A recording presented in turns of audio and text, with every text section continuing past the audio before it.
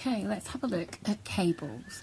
So this is a version of cable. This is a very, very decorative cable. This was a number 53 in the 2018 CAL. I will pop a link to the CAL Facebook page and the YouTube there if you want to go and have a look at how this is made. This is quite a complex design, but so effective. This is called Sticks and Stones, and it does take a while, and it can be a bit tricky, but it is beautiful. You can see all these cables going back and forth and round, and it is just so clever. And then we have something a little more sort of regular and straightforward, if you like. This is the Lattice Cable. So we sort of go in both directions with our post stitches. You can see here, making that beautiful lattice. Okay, and this one here, we do a lot of sort of skipping stitches and going back. And you can't really see it on the back, but there are sort of some skipped stitches. And this one as well has skipped stitches, but you can't see that on the back either very much. But all the texture is on the front. When you have a cable stitch, the texture tends to be on the front, and it's beautiful, and it's got this nice edging at the sides. And this one was the double chevrons. I can't remember what number these two were. I remember this one being number 53 because I remember this is one that lots of people needed help with, and took a while. But I can't remember, but this is lattice trellis, I think, lattice cables, lattice trellis. This one was double chevron, and so we're making them in this, as you can see, the double chevrons. So again, skipping stitches, going back and forth. That's got quite an interesting design on the back there, but all the texture again on the front. And then this one, which is the first one we're going to start. I'm going to start on a version of this. These are all 6-inch squares, but we're working on sort of roughly a 12-inch square for our cable stitches here at Beyond the Cow. And this is the first one we're going to start on, or a version of. This is twisted cables, and you can see it sort of works up in a sort of twisted rope-like effect. It looks like the rope, like there's two pieces of rope and they're just twisting on each other, and then you've got these sort of bars down the side. Beautiful, beautiful. This one was designed by one of the 2018 CAL members. Beautiful. And you can see here on the back, this is where we skipped stitches. So this one's more obvious on the back for where the skipped stitches were, so you can see that.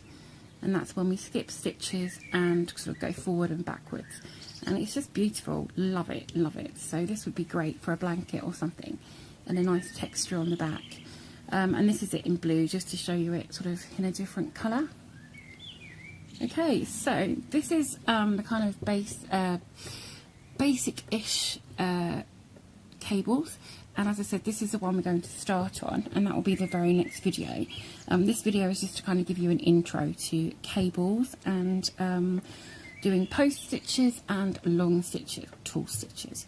But this is the kind of thing we are going to be working on. We're going to do some rope type cables, and then we're going to get gradually more complex with how they look and how they work. Okay, so let's talk about making the cables. Okay, so I've just brought these two back in just so there's something here on my table to keep it a bit interesting while I'm just chatting to you. So as I said, we're going to start off fairly simple and gradually become slightly more complex in what we do.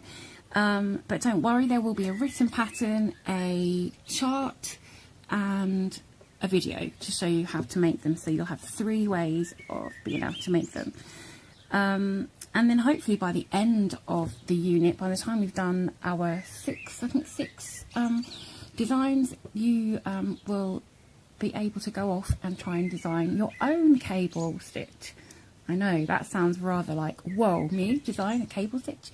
Yes, by the end of this, you should be able to have a go. So, as I said, it kind of creates an illusion of two pieces of rope sort of twisting around each other as it goes up. And that's just by skipping stitches and doing a stitch further across and then going back and doing a stitch the other way.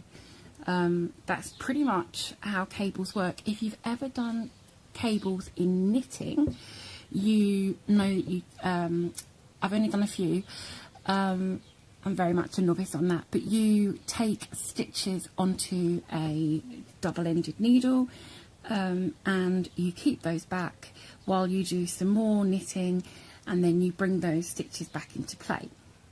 And it's a similar kind of thing with crochet, in that we sort of have some stitches forming the base, and then we skip some stitches, and then we make a post stitch, and then we might skip back.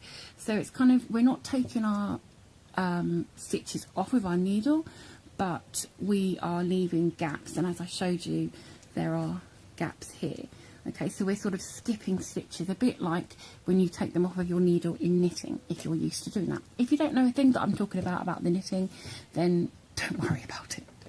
You can go and explore YouTube videos on knitting cables if you want to have a go at that, but yeah, it's interesting and fun, but personally I prefer crochet. So that's kind of how they're made. One thing I would say is, if you've never done them before, you will need to concentrate a little bit. This first one is relatively easy. After you've got the foundation rows, it's just a 2-row repeat, and so you can kind of get in the rhythm of that. But until you're used to making them, and on some of the more complex designs, you will probably want to be able to concentrate on what you're doing and be able to count your stitches, focus on the pattern, or watching the video, pausing the video and then continuing. So you may need to kind of ask the noisy people to sort of, don't interrupt me, don't stop my counting, and not watch anything too complicated on the TV, no detective crime shows. Until you're used to it. That's my kind of idea anyway. So just pay sort of extra close attention. And that's really all there is to tell you on that. The other thing to do is to talk about yarn. Now, you will want to choose a fairly basic yarn in the fibre of the yarn. I've just got acrylic here that I'm going to use. A very non-stretchy, thick cotton will work for cables, but it doesn't have that stretch and give that you kind of need a little bit for your stitches to sort of spring back into place. So nothing sort of too rigid, and also it does work in thin yarn, but you might prefer to try first of all with a regular weight yarn. So this is DK light worsted number 3 8-ply yarn. I think I've covered all bases for that. So that's just what I'm going to use to start with, and that's what you may wish to start with, something that you're used to. Don't sort of, it's not a great thing for trying a new yarn with if you've never made them before. And also anything very fluffy will distort the look of your cables. You want to be able to see these cables. If I bring these other ones in, you want to be able to see the stitch definition of cables. You want to see that definition. So very fluffy yarn is not so great. Variegated yarn does work. Self-striping yarn would work great, but variegated, just be aware of how variegated it is and how much is it going to distort the look of your stitches. The main thing is stitch definition. You want to be able to see these stitches because they're just too beautiful to have fading into the background. Now this is a fairly dark yarn. This is a dark teal, sort of petrol blue colour, and it's actually a little dark for showing this. I wouldn't go any darker, because if you do it on black, it's not going to show very much, and when you put the effort in, you want it to show. So, and the way, talking about fluffy yarn, by the way, one way of knowing if it's too fluffy is to hold it up to the light Now I don't think this is going to work on this camera with the light I've got in here, but if you hold it up to the light you can see what's known as a halo on your yarn, and if you hold up a piece of yarn and then into the light you get sort of a halo effect, that fluffy effect around the edge. Now this just has a very small halo of fluff, very, very small halo of fluff, and that's fine for me. You don't want anything that's very, very fluffy, and that's it really. So I'm now going to show you how to make some of these post stitches and long stitches in preparation for our first twisted square. Okay, so I have done a row of double crochet. Here we go. And I am just starting on the next row, ready to show you how to do a post stitch. So, front post and back post stitches. How do we do them? Well, if you look here, you can see the posts of each stitch. These pieces coming down are known as the post. So this is a post of the stitch. So you've got the top of the stitch that you work into usually, and this is the post of the stitch that you work around. Okay, every size of stitch has a post, even if it's hard to see. So this is single crochet, and there is a post of that stitch there. It's just harder to see, much harder to see, but there is a post to every stitch. Okay, so double crochet is normally what you will go round for a post stitch. It will normally be at least a double crochet. Sometimes you are asked to work a post stitch around a single crochet, and that can be a little tricky, but it's certainly doable. And if it's in any of our patterns, then don't fear, because I'll be showing you it on video. So we'll talk you through every step and every stitch. So for a front post, what you are essentially doing is pushing the post of the stitch to the front. So see, that post of that stitch is now at the front of the work, more forward than the rest, and the hook is showing at the back. Okay, so front post is pushed to the front, back post is pushed, strangely enough, to the back. So that's now pushed that post to the back, and the hook is shown from the front, like so. And that is the main thing to remember. If it's a front post, you want it forwards. If it's a back post, you want to push it away. So what we do for a front post, we go in at the front, we go front to back, and then we come out the other side to the front. Okay, so we go in one side and out the other side, in one side, out the other side. So for a front post, in, so front to back to front. Okay, front to back to front, and that is how you do a front post stitch. A back post stitch is obviously the reverse, so we're working around this post again. So this time hook is at the back, and we go back to front to back.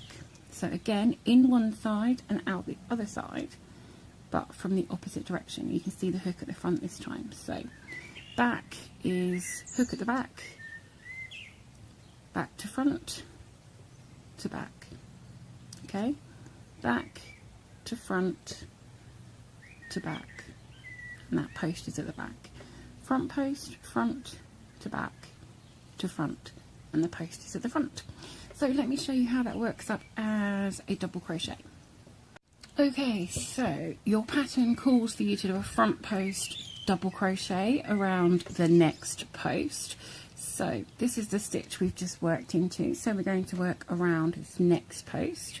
So double crochet, we yarn over, and then front post, we're going to go front to back to front, pushing that post to the front, and then we yarn over and pull through, because we've yarned over at the beginning, and then this is the same as going into your stitch when you go into the top. This is the same, so we don't yarn over until we've gone through both sides. Okay, so front to back to front, then yarn over, pull through. So pull through behind that post like you would pull through your stitch, then yarn over and pull through two, yarn over and pull through two. Okay, and it brings this stitch more prominently out to the front. So let me show you that again on the next one. So yarn over, insert your hook front to back to front, post stitches at the front there, yarn over, pull through and behind that post, and then yarn over, pull through and pull through to complete your stitch. And you can see these two stitches at the bottom here are now raised up from these two. So if I do a general normal double crochet in the next stitch, you can see I'll do one in the next as well.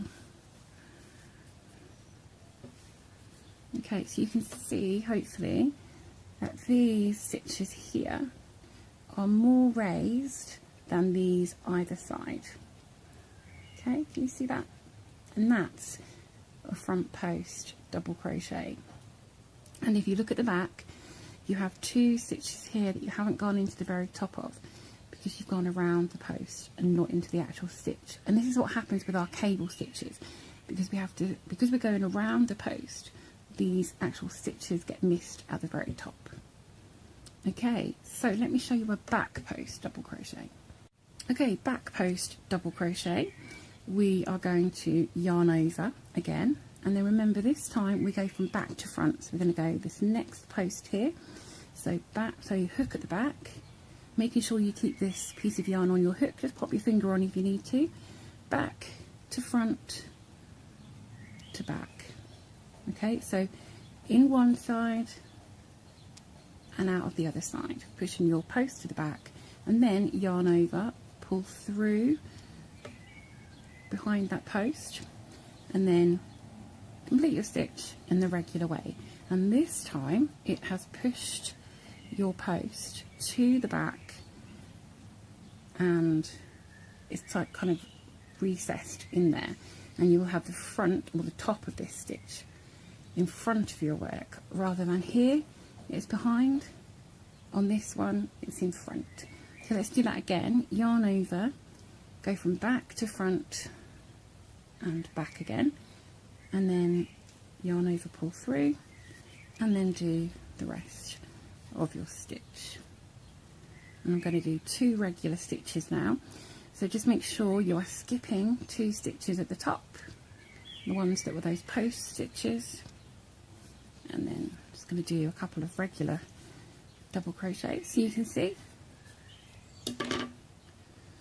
And might need a bit of a tweak, pull it into shape a little, and there are your back post stitches. So you can see here that they are sort of recessed in there, they're sort of pushing back, and you've got this piece at the front from the top of the stitches, whereas this one, the front post, it pushes them forwards and gives you that texture on the front, like so. So that's the difference between a front post and a back post. And the only other thing to say about a back post is it does tend to make it a bit shorter. Can you see that these 2 stitches are a little bit shorter than the rest? So sometimes a pattern will make up for that by making you do a longer stitch there instead. So that's how you do post stitches. Quite simple, huh? Okay, so I showed you these back posts and said about how they are pulling down slightly. The way you can combat that is to have a looser tension, and if you look here, they are level with the other stitches. These are my regular stitches here and here. You can see it's the same height. So just use a slightly looser tension. But then if you look here, I've done even looser, and you can see they are sort of slanting upwards. So those are a bit loose. These are great, and these are a bit tight. So just try and just use a slightly looser tension, especially on your back post stitches, but just watch it for any of your post stitches that you don't pull them down too far or have them too loose coming up higher. Okay, just try and keep a smooth, nice line along the top with all your stitches, and it will look great. Okay, let's talk long tall stitches. So I'm going to chain 3 and then do a double crochet. So double crochet we know is 1 yarn over, okay, and then we pull through 2 and pull through 2. Now any taller stitches are done in exactly the same way. It's all just about the yarn overs at the start, because then you complete them in exactly the same way. Pull through 2, pull through 2, pull through 2. Okay, so a treble crochet is yarn over twice. Now you probably know that already. So yarn over twice, insert into your stitch, and then yarn over, pull through, and then through 2, through 2, and through 2. That's a treble crochet. Okay.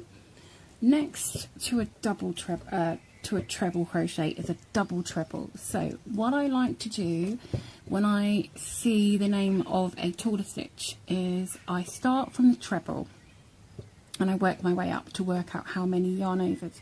So a double treble is a treble, and then which is 2 yarn overs, and then a double treble, 1 more. So 3 yarn overs. Insert, yarn over, pull through, and then through 2, through 2, through 2, through 2. Okay, so you can see again exactly the same method.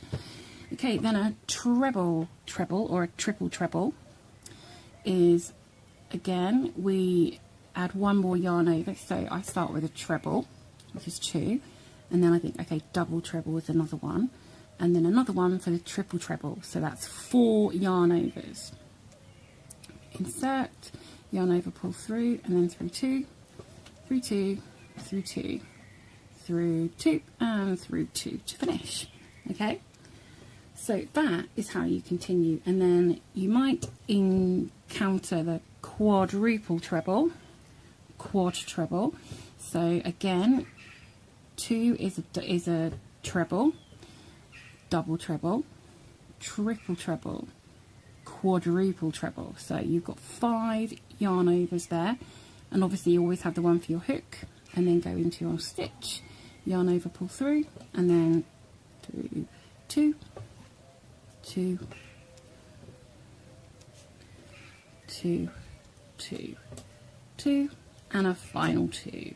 And you can see all of these slanted twisty pieces are all of those yarn over, pull through 2. So far we've had double crochet, treble crochet, double treble, triple treble, and quadruple treble. Okay, you can keep going from there. You can literally keep going from there, and it can just, I think there's a nono treble, which is 9 yarn overs or something. You literally can keep going, and even if you don't know the name of the stitch, you can just keep going. You could just put like lots of yarn overs, just however many you feel like. I don't know how many I've got there, and then just go into the next stitch. So if you're just having a try at doing some stitches, you can just put loads of yarn overs onto your hook and then just keep going and going through 2, through 2, and through 2, and there you've got a very, very long stitch. So you can just add more yarn overs, and that's how you get your longer stitches. So as I said, I always work, I'm just going to undo that one, I always work from a from a treble first of all, to know how many yarn overs. So I think 2, and that's a treble, and then I want a triple treble, so that's a treble, that's a double treble, and now that's a triple treble, and that's how I work it out. If you can read charts and diagrams for crochet, then that's really handy, because it has the name of the stitch in the legend to tell you what the symbols mean. But if you look at the stitches, they will have as many bars on that stitch as yarn overs, and that's really handy, apart from the half double crochet, which doesn't have a bar. But if you look at a treble crochet on a chart, it will be a T, and it will have 2 bars, and that means 2 yarn overs. And a triple treble will have a bar at the top, and then 4 diagonal bars, and that's 4 yarn overs. So you don't have to know the name of the stitch, you just have to look and see how many yarn overs And that's what you do. Simple. Okay, probably the last thing to talk to you about in this video is, if you look, the longer my stitches get, the looser they get at the top. So just move that out of the way. So if you can see the top of my stitches here, they are looser. They get tighter down towards the double crochet, but they get looser up towards this triple treble. You can see there's a very big stitch there. Okay, now actually we want to try and avoid that as much as possible when we're doing cable stitches. So let me just show you a way that we can avoid that happening. Okay, so what you want to do before you do any yarn overs, make the loop on the hook as tight as you can. Okay, get it as tight as you can, and then do your yarn overs tightly. So I'm doing 4 yarn overs to do the triple treble. Okay, and then just hold this loop with your finger on the hook. Okay, so you're trying to keep these as tight as possible, and then I'm going to go into the stitch, and I'm going to try and do that yarn over as short as possible, whilst keeping my finger on these loops to try and keep those tight. Okay, don't make it too tight that it's hard to work, but you're just trying to stop them from stretching and getting too big. Okay, so there we go. Now if I pull that up, you can see that this one here is smaller. This is a smaller stitch here at the top than this one. This one's very loose, and this one's not quite as loose. It's really tricky to not have a loose stitch at all. Very, very tricky when you're doing long stitches. The yarn will automatically loosen, so, but it's a bit tighter. Okay, so just try and keep your work as tight as you can when you're doing those long stitches. Okay, and the only other thing really is maybe I'll show you a long stitch as a post stitch. Okay, so let's do a treble crochet as a post stitch. So yarn over twice, and we'll do a front post. So front to back to front. Okay, so yarn over, pull through 2, yarn over, pull through 2, yarn over, pull through 2. Let's do a double treble. So 3 yarn overs. Let's do that as a front post, front to back to front. And let's pull through 2, pull through 2, through 2, and through 2. Now, did you see that yarn stretching from my hook? That's what you want to try and avoid, and that's how you will avoid a big stitch, but I didn't do it there. Okay, let's do a back post for our triple treble. 4 yarn overs, 2, 3, 4. So back to front to back. So we're going to do a triple treble, and just take your time. Just try not to let that yarn stretch too much. And you can see already I'm going to have a big stitch. It is quite difficult to avoid that big stitch. So there's my back post, triple treble, and that is how you do long stitches, front posts, back posts, long stitch, front posts and back posts. There you go. Not as tricky as you may have first thought. So there should hopefully be a link coming up on screen anytime now to direct you to the first cable stitch video, which, as I said, will be a version of that rope cable, this one. Okay, it will be a version of this, and let's have a go at our first square. If you're not familiar with all this, have a play of this first and then come and join me. There will be a link in the description below for that video, and it will be on the playlist as well. So I hope you found this useful and helpful. If you have, click that like button, give us a thumbs up. If there's any comments or questions, then please leave those below or in the Facebook group. And yeah, until next time, just keep hooking and don't let your secret code.